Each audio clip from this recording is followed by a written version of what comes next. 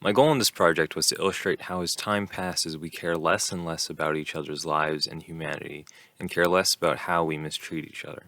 I really want to illustrate the cutthroat nature of the world and how throughout history the prerequisites to violence have diminished and we've become desensitized to a world of chaos.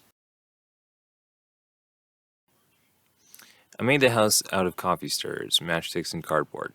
Clearly all parts of it had to be flammable, and I had to make sure to use glues that don't give off fumes when burned. I wanted to have the house make a more cottage-looking aesthetic to help establish the idea of time.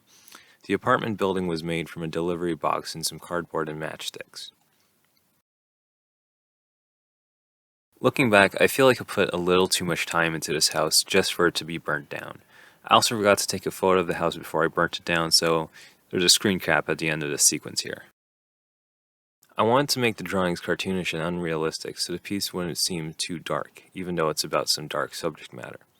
I then simply taped the 4 pages to the wall and filmed the page while panning down. Finally, it was time to set up for the outdoor portion of the shoot, and so I hiked to a relatively secluded area of this forest, making sure to be away from busy and noisy areas of foot traffic and construction. The next step was prepping the area for the shoot.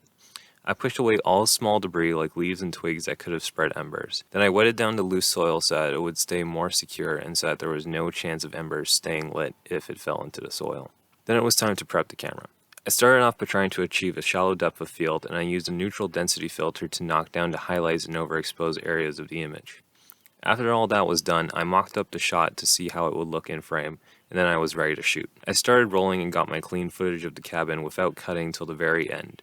I ignited the tinder behind the house and cleverly left my foot in frames for the BTS so no one could see how I did it. Because I'm clever. Once I was satisfied with the level of burn from the house, I extinguished it with what was left of my water. And yes, I did have a proper extinguisher on hand.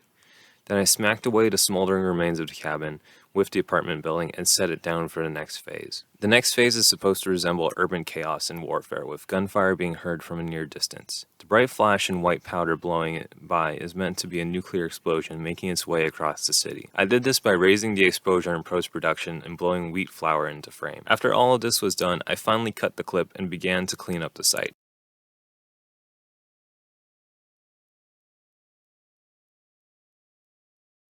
Later that night, I set up my green screen in the storage room of my building for the first ever attempt at this wizardry.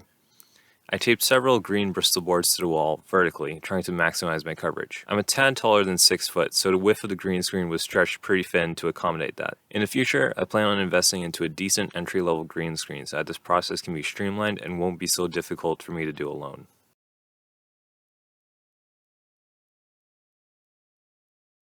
After setting up the green screen, I locked off my camera on the tripod sideways and did each character performance, changing off-screen and trying to sync the acting in my head.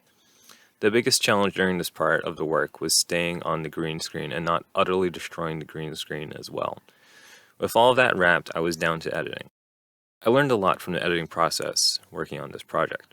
DIY Bristol board green screen is a little bit of a compromise. There will always be hot spots and cold spots on it, and you need to make sure everything gets feathered so the image is clean. All that work will make your editing process slow, and saving regularly is mandatory. Also, knowing the limitations of your tools is important. I didn't know I wouldn't be able to track the clips of me walking, so it just looks like I'm bouncing in place, which was never my intention. Anyways, I really enjoyed this project, and I hope you enjoyed watching it.